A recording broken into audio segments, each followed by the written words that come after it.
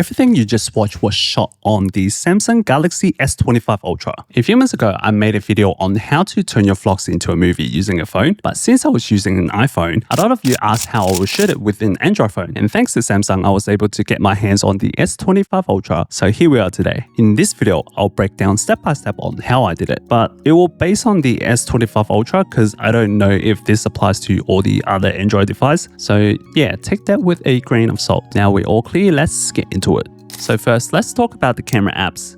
By the way, I'm dressing differently because I actually forgot to voice record this part, so I'm doing it again. In the other video, I mentioned that I used the Blackmagic camera app, but for the S25 Ultra, I would use the native camera app, mainly because it doesn't have the ability to record in log. And for me personally, I think the ability to record log is quite important because that way I can push my colors to the look that I want and make it more cinematic. I can't be sure for other Android devices, but for the S25 Ultra, I will stick with the native camera app. I have this really cool mode called Pro Video. Basically, you have all these menu controls over your camera. Pretty much the whole Blackmagic camera app on your native camera app. Okay, let's talk about the settings. In order to get the best and cinematic footage, these are the settings that I'm using. I use 4K 30 FPS because I think the 8K is a bit overkill, and I'm pretty happy with 4K, so that's what I'm going with. For FPS, I normally use 24, but I noticed they're a bit of jittery in the footage, so I decided to go with 30, and once I did that, I think the jitteriness is gone. So this is what I'm having. But there's one more thing you need to make sure to set correctly, and that is the shutter speed. Since I'm using 30 FPS, the shutter speed should be double of that. So I'm using 1/60 shutter speed. But once you set that, you might have a problem if you're shooting outdoor. You will notice that your screen is super bright that you can barely see anything. To solve this, we need an anti-filter. Think of it as sunglasses. By putting them on, you can still keep the cinematic settings without everything being overexposed. But if you're thinking whether you can adjust the brightness without using the ND filter, the answer is yes.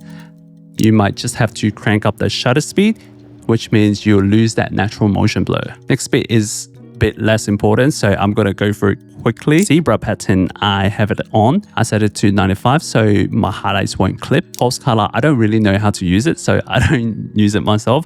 If you know, let me know how to use it in the comment below. White balance, I'm keeping it as 56,000K, so just to keep everything simple. Autofocus, setting it as multi. ISO, I'm setting it on auto.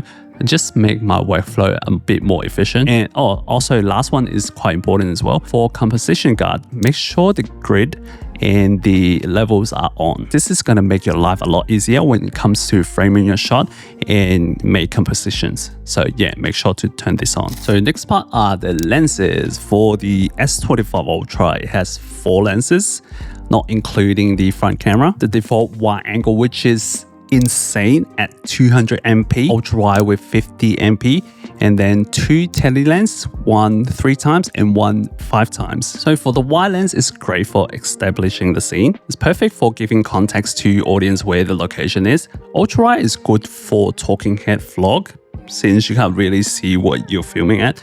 That ensures you to keep yourself in frame. Also good when you're doing a vlog in a tight space. 3 times is probably my favorite. It's really good to show a bit more details. I just really like how it compresses in the way that I can compose the shots. Just feels natural and things don't get distorted. 5 times is amazing if you're trying to shoot from afar. I feel a lot less intimidating for your subject. Also a good way to capture small details and great way to add some creative flair to your video. Here you can see the Sydney CBD in the background, which is insane. Okay, now you know all these settings and techniques, but how do you actually start?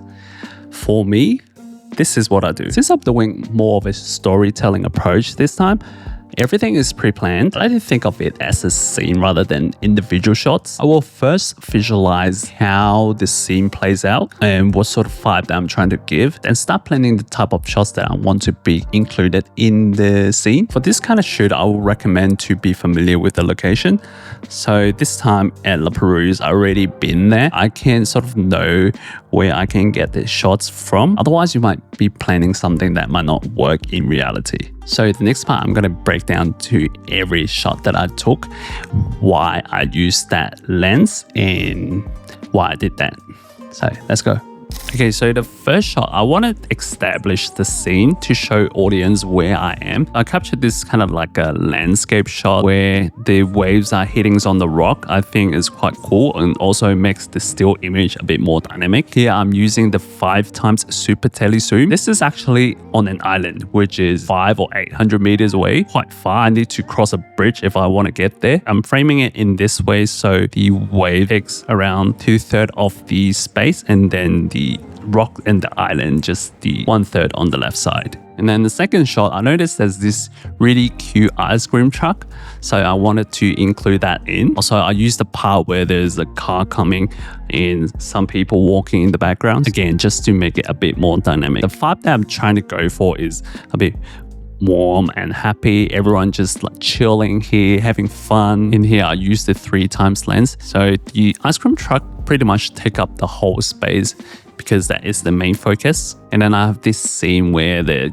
crow is just flying off the lamppost. I think it would be better if it flew away a bit slower, but I really want to capture that moment. So I got two shots, one where it's staying stationary and then the other one is this. I really want that dynamic movement, so I included this instead of the still one. Yeah, again, just to show a bit of the environment, the nature vibe. Again, I'm using a 5x zoom here. I don't want to get too close to the tourists. I think they're having a lot of fun and I don't want to disturb them, but I also want to add a bit of human elements in my shots. And with the background of that fortress, it sort of gives you some context on what they are actually doing, and it's also kind of like a build up for my next shot. So in here, I'm using the wide lens, sort of captures the whole background. You can see the fortress is appearing again. It sort of connects with the last scene. I'm walking towards the big rock, and then it cuts to a scene where it's a bit more closer. So this is the 3x.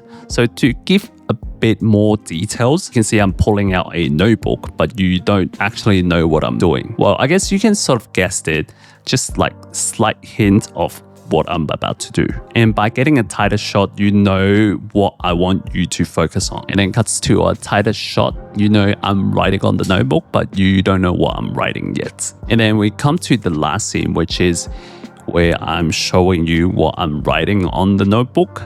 So I'm using the 5x lens again, just to get really close in so you can see what I'm writing, hopefully. So at this point, all the focus should be on what I've written in my notebook.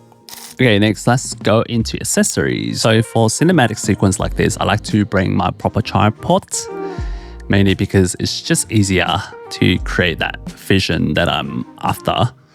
The one that I'm using is the Davinci Glide Go JJ06. Any tripod would do. For the mobile accessories, the kit that I'm using is the Samsung Galaxy Ultra Pro Filmmaker Scene Pro Kit by Freewell. So it comes with a case, ND filters, camera grip, and an anamorphic lens. Anamorphic. These ND filters are great because they're magnetic. You can just put it in and put it out without having to screw it on or off. It just makes my work so much more efficient. And I just love using a grip when it comes to shooting, since I'm a handheld shooter most of the time. Having that grip just helps me to stabilize my shots a little bit better. Also, one thing that I noticed, you can actually turn that grip into a selfie stick. Isn't that cool? It just makes it heaps easier to vlog. And with the thread, you can easily mount it on a tripod like what I've been doing throughout this shoot. If you're interested in getting this kit, you can find it in the affiliated link in my description below. Thank you Freewell for sending this over.